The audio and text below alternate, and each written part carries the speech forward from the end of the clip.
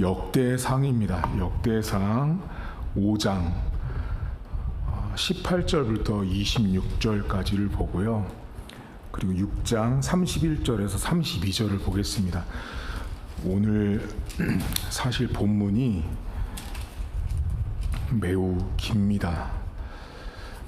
5장부터 6장 81절까지인데 이 족보인데 전체를 다 하지 않고 족보와 관련돼서 오늘 중요한 부분만 읽고 설교를 하겠습니다. 역대상 먼저 5장 18절부터입니다.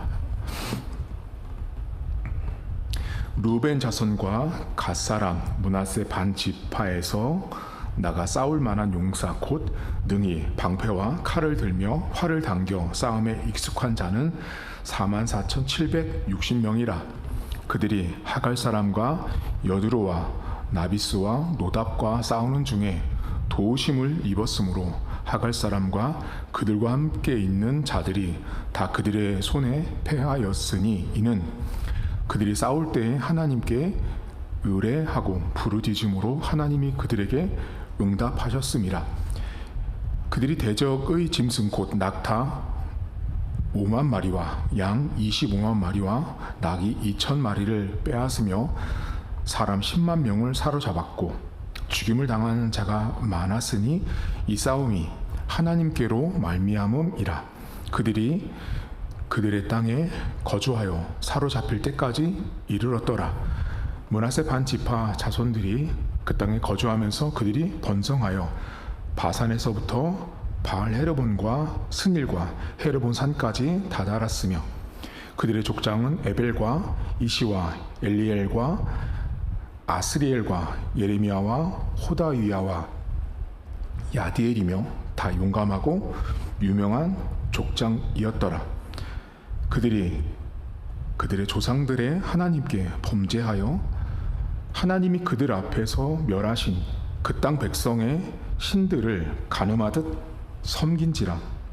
그러므로 이스라엘 하나님이 아수르 왕 불의 마음을 일으키시며 아수르 왕 디글랏 빌레셀의 마음을 일으키심에 곧 르우벤과 갓과 므낫세 반 지파를 사로잡아 할라와 하볼과 하라와 고산 강가에 옮긴지라. 그들이 오늘까지 거기에 있으니라. 6장 31절과 32절입니다. 언약궤가 평안을 얻었을 때 다윗이 여호와의 성전에서 찬송하는 직분을 맡긴 자들은 아래와 같았더라. 솔로몬이 예루살렘에서 여호와의 성전을 세울 때까지 그들이 회막 앞에서 찬송하는 일을 행하되 그 계열대로 직무를 행하였더라. 아멘. 저희가 지금 역대상을 아침에 큐티를 하고 있는데 여러분 역대상은 그 기록의 시점이 매우 중요한 성경책인데 이스라엘 백성들이 이 바벨론 포로 생활을 합니다.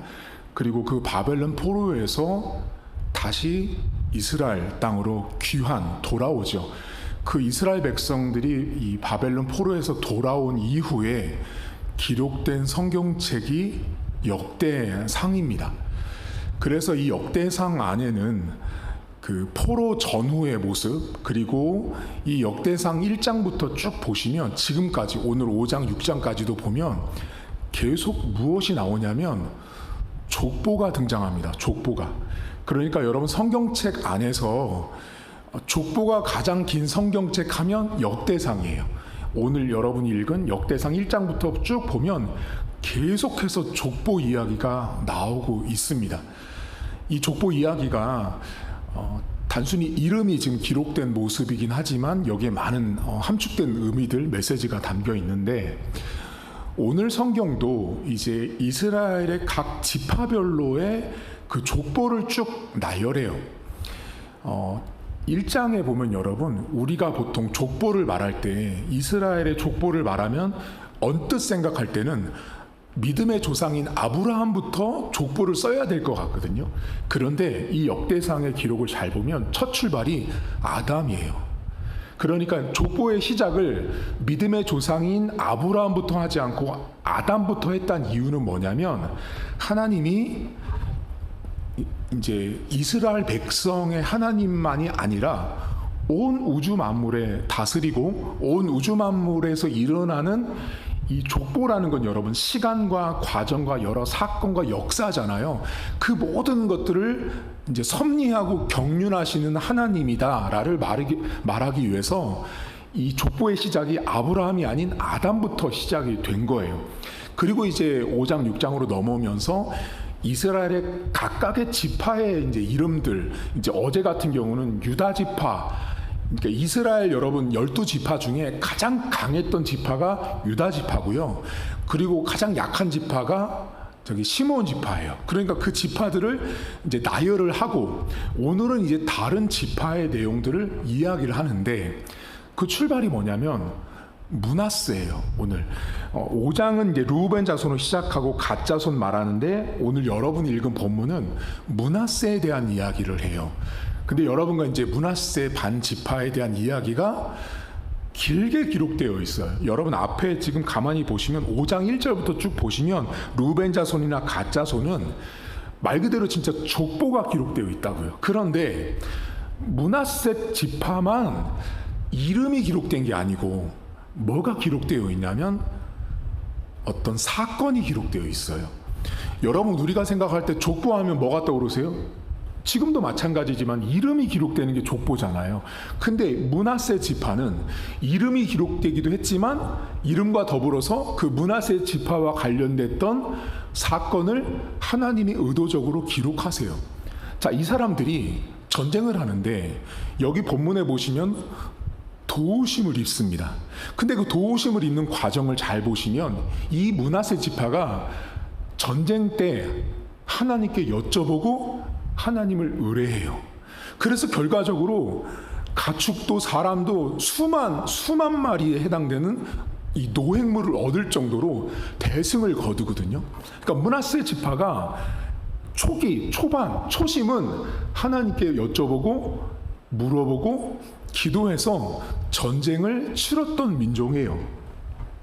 20절 잠깐 보시겠어요, 여러분? 5장 20절 보면 이렇게 나옵니다. 도우심을 입었으므로 하갈 사람과 그들과 함께 있는 자들이 다 그들의 손에 패하고 싸울 때 하나님께 의뢰하고 부르짖었더니 하나님이 그들에게 응답하세요. 그러니까 너무 좋은 거죠. 전쟁을 하기 위해서 하나님께 여쭤보고 기도했던 것이 너무 좋고 귀한 므낫세 지파였어요. 그리고 이 사람들이 어떻게 되냐? 23절을 보시겠어요? 므낫세 반 지파 자손들이 그 땅에 거주하면서 그들이 어떻게 되냐면 번성해요. 이 번성하다라는 히브리어 라마는 계속 이제 인크리징이라 그래서 증가되고 덧붙여지고 보태지고 많아지다라는 뜻이에요. 그러니까 노획도 많이 했지만 거기서 그 땅에서 번성하게 됐던 거예요. 자, 그러면 이제 번성하게 되면 어떻게 돼요, 여러분? 더 하나님께 감사하고 기뻐하고 하나님께 영광을 돌려야 되는데 이 사람들이 변하거든요. 몇 절 보시냐면 25절을 보시겠어요, 여러분? 그들이 그들의 조상들의 하나님께 범죄하여 하나님이 그들 앞에서 멸하신 그 땅 백성의 신들을 간음하듯 섬깁니다. 그러니까 이게 지금 이 므낫세 지파가 지금 전체 이 성경의 기록의 그 흐름상 족보예요, 여러분. 족보인데 므낫세 지파에 관련해서는 족보 이름을 기록한 게 아니라 이 사람들이 지금 뭐를 기록했냐면 하나님께 그렇게 처음에는 시작을 잘했어요. 하나님이 번성을 주셨어요. 근데 결과적으로 결국 그 땅에 있는 우상신을 섬겼다라고 말해요. 한마디로 그 땅에 갔더니 하나님은 보이지 않고 그 땅에 여러 사람들이 우상신을 섬기는 모습을 보니까 사람들이 다 그렇게 말한 거예요. 구약시대 때 내가 믿고 있는 저 신 때문에 내가 풍성해졌다, 부유해졌다 하니 이스라엘 백성들이 이 므낫세가 끝까지 그 하나님에 대한 신앙을 버리지 않아야 되는데 번성하는 자들을 눈에 보인 거예요. 잘 되는 사람들이 눈에 보이니까 그 번성이 더 많은 번성을 찾게 되는 거죠, 인간이. 그러니까 그 땅에 있었던 그 우상신은 100% 풍요의 신을 말하거든요. 그 풍요의 신을 자기들도 섬기기 시작한 거예요. 뭐가 문제예요, 여러분? 시작은 하나님께 기도도 하고 여쭤도 보고 도우심을 얻어서 승리했는데 그 땅에 살면서 어떻게 됐죠? 번성해졌잖아요. 여러분, 잘 살고 번성하면 하나님 백성에게 가장 독이 될 수 있다라는 걸 신앙인은 조심하셔야 돼요. 여러분, 돈 많이 버세요? 자식이 잘 되세요? 막힘이 없으세요? 문제가 없으세요? 그때 정말 므낫셋을 기억하셔야 돼요. 이 사람들 처음엔요, 하나님께 기도도 했고요, 여쭤도 보고요, 다 했어요. 번성까지 했어요. 근데 나중에 어떻게 되냐? 세상 똑같이 따라가는 하나님이 주신 번성이 아니라 자기들이 만들어가는 번성을 따라간 자들이 돼버린 거예요. 여러분, 신앙생활 하면서 내가 잘 될 때 조심하십시오. 그 잘되고 번성하는 것이 나로 하여금 하나님을 등지고 눈에 보이는 번성을 준다라고 하는 어떤 대상들을 우리가 따라갈 수 있어요. 그게 므낫세의 모습이었어요. 이 사람들 다른 거 말하지 않잖아요. 하나님께서 뭐예요? 그 땅에 있는 이방신들을 섬겼다라고 말하잖아요. 그러니까 가봤더니 다른 사람들이 다 잘 사는 거예요. 그래, 더 잘 살고 싶은 거죠. 그러니까 번성하면 하나님이 주신 대로 만족하고 사도 바울의 말처럼 자족할 줄 알아야 되는데, 인간이요, 여러분, 얼마나 욕심이 많은지 몰라요. 한도 끝도 없는 거예요. 끝도 없어요. 그러니 번성하면 번성할수록 죄를 지었잖아요. 여러분 삶에 목사님 저 아무 문제 없어요, 잘 돼요, 잘 살고 있어요. 그때 여러분 스스로 물어보세요. 내가 외관적으로 잘 되는 게 있을 때 내 내면과 내 신앙의 모습을 잘 들여다보시면 어쩌면 내가 하나님과 좀 소원하거나 멀어지거나 예전처럼 말씀도 안 보고 기도도 안 보고 예배도 소홀히 하는 가능성과 개연성이 내 안에 자리 잡을 가능성이 되게 많아요. 그러니까 항상 번성할 때 경계하시고 깨어 계셔야 돼요. 그리고 오늘 성경에 또다시 길게 등장하는 본문이 바로 6장인데요. 여러분 6장을 잠깐 펴보시겠어요? 자, 6장이 엄청 길어요. 81절까지인데 이거 다 족보거든요, 여러분. 그런데 6장 1절에 보면 제목이 레위의 가계, 레위 지파를 말해요. 그리고 16절 보세요. 레위의 자손이라고 쭉 나와요. 그런 다음에 31절부터 보세요. 오늘 아까 전에 읽었던 본문의 제목이 뭐냐면 회막 앞에서 찬송하는 사람들이 나와요.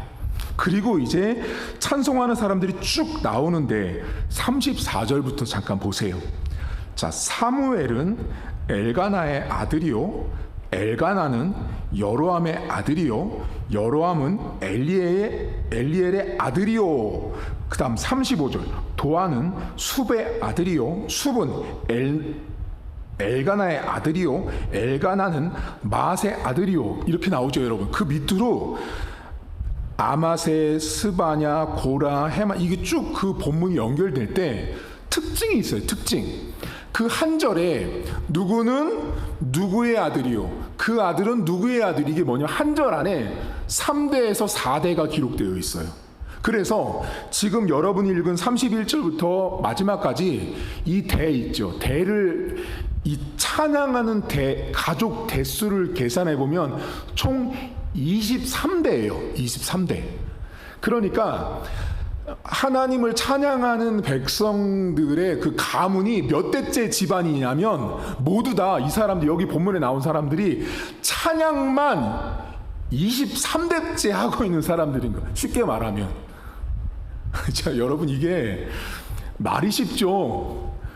이 집안들이 찬양만 3대째 이어서 오는 사람들인 거예요. 가족으로 계속 그 조상을 이야기하는 게 뭐예요? 그 조상적부터 계속 찬양을 해온 거예요. 자, 그러면 여러분도 찬양하시고 찬양대를 하고 우리가 하나님 앞에 찬송을 한다고 말하잖아요. 여러분, 우리들이 보통 사람들이 이 성경을 통해서 이 찬양대를 했던 집안을 소개하는 3대에 걸친 23대를 이야기할 때 이 성경의 내용을 잘 보시면 우리는 찬양을 할 때 뭐를 주목해요, 여러분?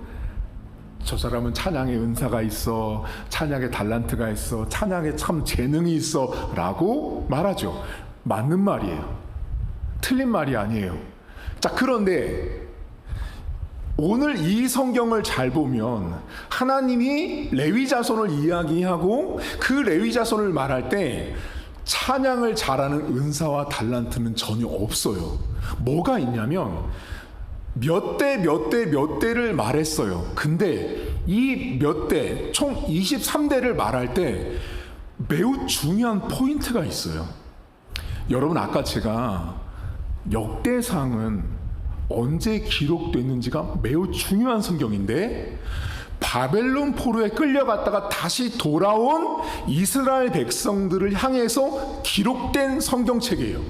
그러면 다시 말하면 지금 찬양대가 20대까지 안 가도 여러분 막 몇 대만 해도 최소한 바벨론 포로에 있는 동안에 이스라엘 백성들이 본국에 예배당 다 있고 뭐 찬양대, 뭐 피아노, 뭐 오르간까지 다 있다고 했을 때 그렇게 다 갖춰진 찬양을 바벨론 포로에서도 했냐고요? 못했다고요. 다시 말하면 지금 찬양대 가족들의 가문을 말하는 요것이 최소한 바벨론 포로 시점 안에서는 찬양을 진짜로 하는 모습으로만 계산한다면 그 시절은 찬양이 멈춘 때였다고요. 찬양이 들려지지 않는 때였다는 말이에요. 찬양의 은사와 찬양의 달란트와 찬양의 재능과는 전혀 상관없었다고요. 근데 그 없던 그 바벨론 포로 시대에 살던 가문들이 다시 돌아와서도 찬양을 감당하는 가문으로 이어지도록 이 성경이 무슨 말을 하고 싶냐면 족보를 이어지고 연결되게 하신 하나님의 섭리를 말하는 거예요. 그러니까 이 찬양을 하는 사람들의 이야기 속에서 우리가 발견할 게 뭐냐면 분명히 바벨론 포로로 끌려갔을 때는 찬양이 멈췄다고요. 근데 그 멈췄지만 노래는 못 불렀지만 뭐가 계속 하나님의 약속을 따라서 연결되고 이어지고 있냐면 찬양의 가문, 찬양을 하고 있는 사람들의 가문은 하나님이 아무리 바벨론 포로 시점이었어도 멈추게 하지 않았다라는 거예요. 여러분 가운데 제가 이렇게 목회를 하면서 보면요, 찬양 좀 하는 사람들이 좀 있거든요. 뭐 성악을 했습니다. 뭐 찬양 사역을 얼마나 했습니다. 타고나기를 음악을 잘합니다라고 말하는 사람들이 있는데 이 성경은요, 재능을 보여주는 찬양대의 역사를 말하는 게 아니라 내가 하나님의 섭리를 따라서 내 집안이 나로 하여금 하나님을 찬양하는 그 가문으로 그 연속성이 끊어지지 않게 하신 하나님의 놀라운 돌보심에 훨씬 더 집중하고 있다라는 거예요. 근데 오늘날 사람들이 어때요, 여러분? 그런데 별로 관심 없습니다. 나 노래 잘하면 된 거예요. 나 노래 잘하고 남들에게 노래 잘한다고 인정받고 칭찬받으면 그만인 거예요.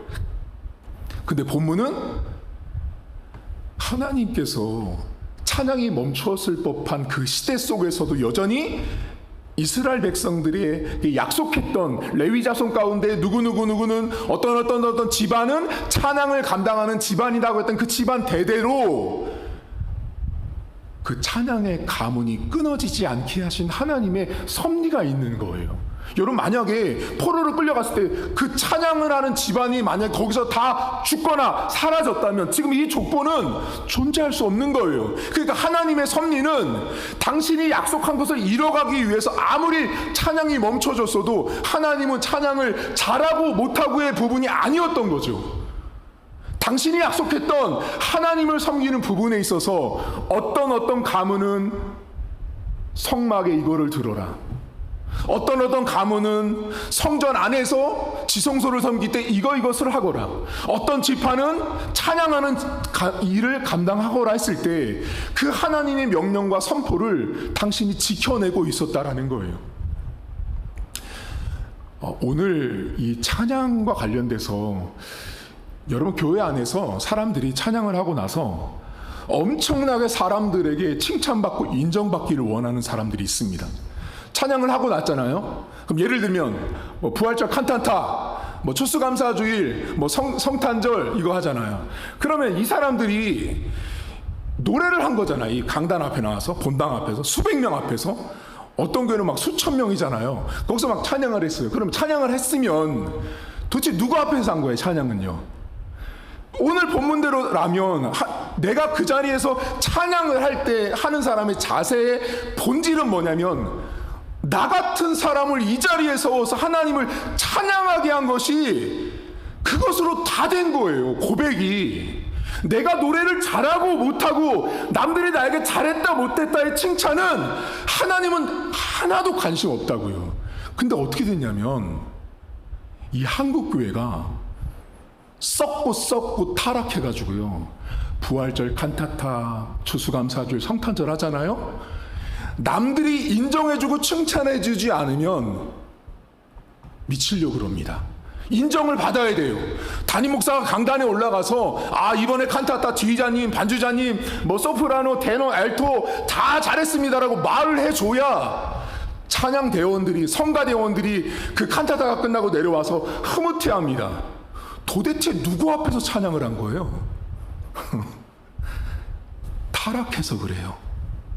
타락했기 때문에 그냥 한마디로 찬양을 한 게 아니라 하나님을 노래하고 하나님을 고백한 게 아니라 한마디로 노래방 가서 마이크 잡고 노래한 거랑 똑같은 거예요. 여러분 노래방 가서 마이크 잡고 노래하면 어떻게 해요? 100점, 90점이라고 점수 매겨주잖아요. 지금 그 사람들 내가 칸타타라고 내려왔는데 사람들에게 칭찬받고 인정받길 원하는 건 노래방에서 노래방 점수 기계가 70점, 80점, 60점이라고 점수 매겨주는 거 기다리고 있는 것과 똑같은 거예요. 하나님은 그런 사람의 찬양 받지 않습니다. 여러분 신앙생활은요, 그래서 본질이 중요한 거예요. 여러분 제가 지금은 뭐 이렇게 성도님이랑 있지만 제가 청년회 때 21, 22, 23 이때 제가 찬양대 베이스도 해보고 그리고 찬양대 총무도 해보고 찬양대도 다 해봤어요. 성가대 가운도 다 빨아도 보고 정리도 해보고 다 해봤어요. 다 해봤단 말이에요. 그러면 앞에 서서 이제 총무가 다 이거 정리하고 다 이렇게 하잖아요. 그럼 제가 음치박치인 제가 무슨 찬양을 하겠어요. 근데 제가 찬양대를 6, 7년을 했단 말이에요. 오랫동안. 그러다가 나중에 이제 교사 생활하고 두 개가 겹쳐서 못했지만 찬양을 할 때 제가 노래를 잘해서 한 게 아니라고요. 그냥 가서요, 내가 이 구별된 예배 속에 내가 하나님을 예배하는 자로 섰다는 것 그 자체가요, 그 어린 마음에 그냥 그거 자체가 감동이었어요. 근데 제가 있었던 저희 모교회는 찬양을 하고 내려오잖아요. 그러면 찬양을 하고 내려왔을 때 잘하고 못하고의 문제가 아닌 거예요. 그냥 찬양대실에서 연습을 하고 찬양대실에서 이야기하고 할 때, 요즘에 그런 데 많아요. 여러분 잡담하고 떠들거든요. 파트 연습할 때 왜 떠드냐고. 이게 제정신이 아닌 거예요, 여러분. 그 예배를 준비하는 찬양대가 뭔지를 전혀 모르는 거예요. 그냥 노래하러 온 거예요.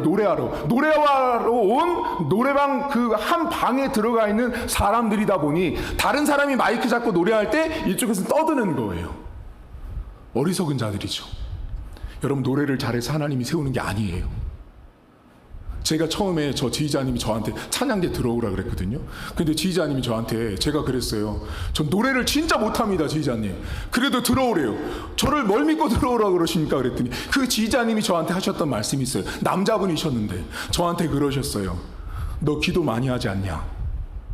그게 첫 마디였어요. 저한테 너 노래 잘하는 게 아니라 너 기도 많이 하지 않냐, 너 새벽 기도도 철야도 너 기도 많이 한다고 소문났더라. 너가 필요해.